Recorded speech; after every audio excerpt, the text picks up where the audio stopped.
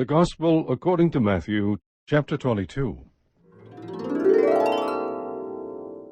Jesus spoke to them again in parables, saying, The kingdom of heaven may be compared to a king who gave a wedding feast for his son.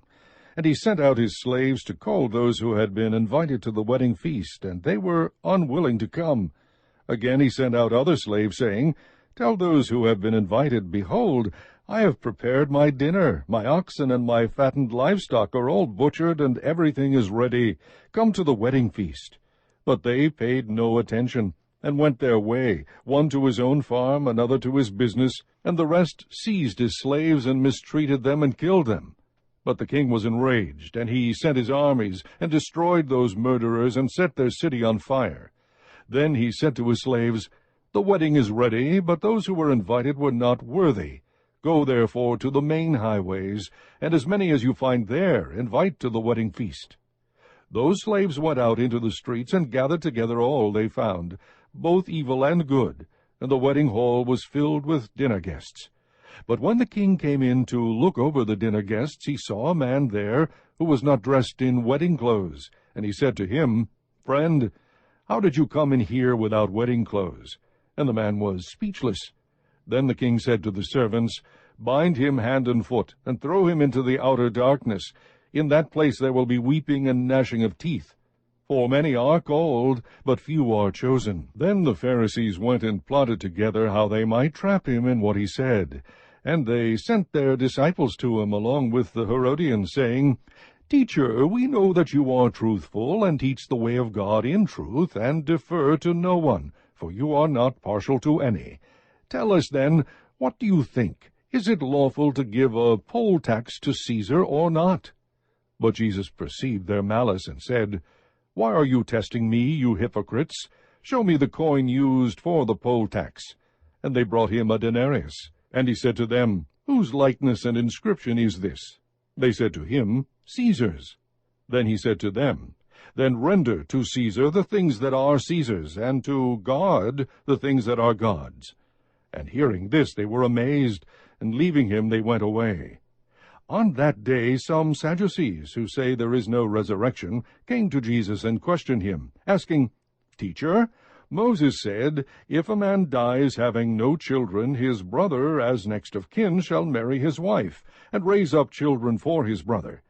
Now there were 7 brothers with us, and the first married and died, and having no children left his wife to his brother.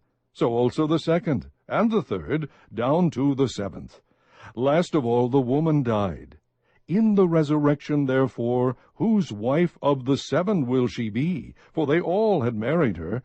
But Jesus answered and said to them, You are mistaken, not understanding the Scriptures nor the power of God.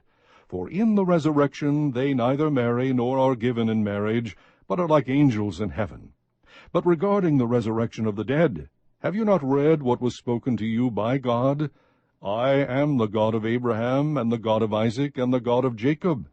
He is not the God of the dead, but of the living. When the crowds heard this, they were astonished at his teaching.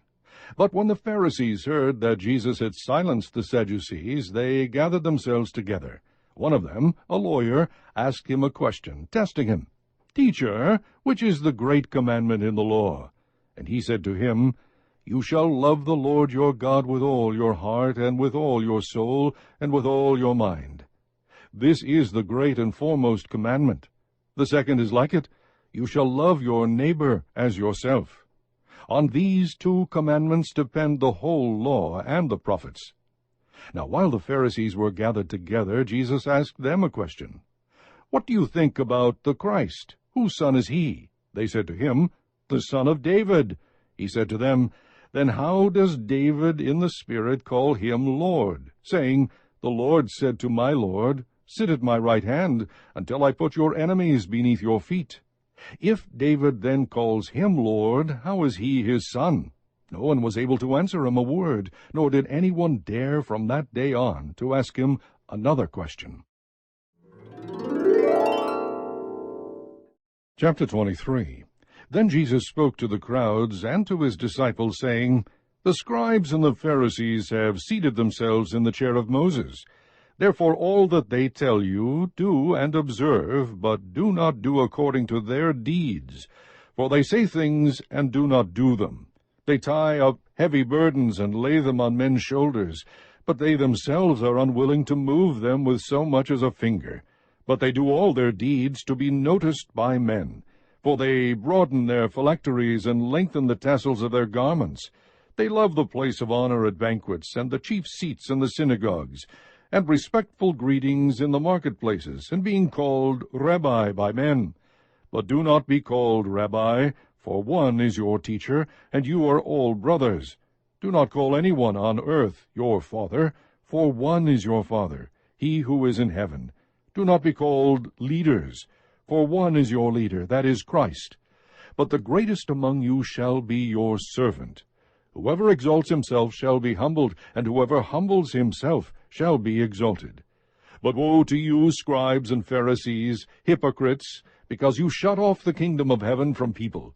For you do not enter in yourselves, nor do you allow those who are entering to go in. Woe to you, scribes and Pharisees, hypocrites, because you devour widows' houses, and for a pretense you make long prayers. Therefore you will receive greater condemnation. Woe to you, scribes and Pharisees, hypocrites, because you travel around on sea and land to make one proselyte, and when he becomes one, you make him twice as much a son of hell as yourselves. Woe to you, blind guides, who say, Whoever swears by the temple, that is nothing, but whoever swears by the gold of the temple is obligated. You fools and blind men! Which is more important, the gold or the temple that sanctified the gold? And whoever swears by the altar, that is nothing. But whoever swears by the offering on it, he is obligated. You blind men, which is more important, the offering or the altar that sanctifies the offering? Therefore whoever swears by the altar swears both by the altar and by everything on it. And whoever swears by the temple swears both by the temple and by him who dwells within it. And whoever swears by heaven swears both by the throne of God and by him who sits upon it. Woe to you, scribes and Pharisees, hypocrites! For you tithe mint and dill and cumin, and have neglected the weightier provisions of the law, justice and mercy and faithfulness. But these are the things you should have done without neglecting the others. You blind guides who strain out a gnat and swallow a camel. Woe to you, scribes and Pharisees, hypocrites! For you clean the outside of the cup and of the dish, but inside they are full of robbery and self-indulgence.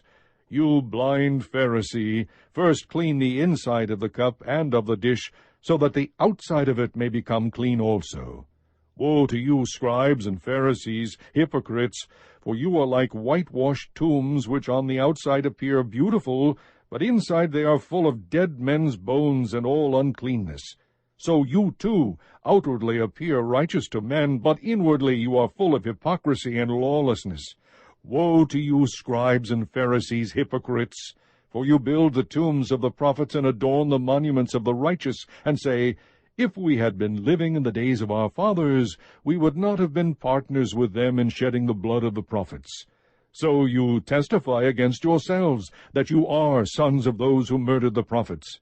Fill up, then, the measure of the guilt of your fathers. You serpents, you brood of vipers, how will you escape the sentence of hell? Therefore, behold, I am sending you prophets and wise men and scribes. Some of them you will kill and crucify, and some of them you will scourge in your synagogues and persecute from city to city, so that upon you may fall the guilt of all the righteous blood shed on earth, from the blood of righteous Abel to the blood of Zechariah the son of Berechiah, whom you murdered between the temple and the altar. Truly, I say to you, all these things will come upon this generation. Jerusalem, Jerusalem, who kills the prophets and stones those who are sent to her. How often I wanted to gather your children together, the way a hen gathers her chicks under her wings, and you were unwilling.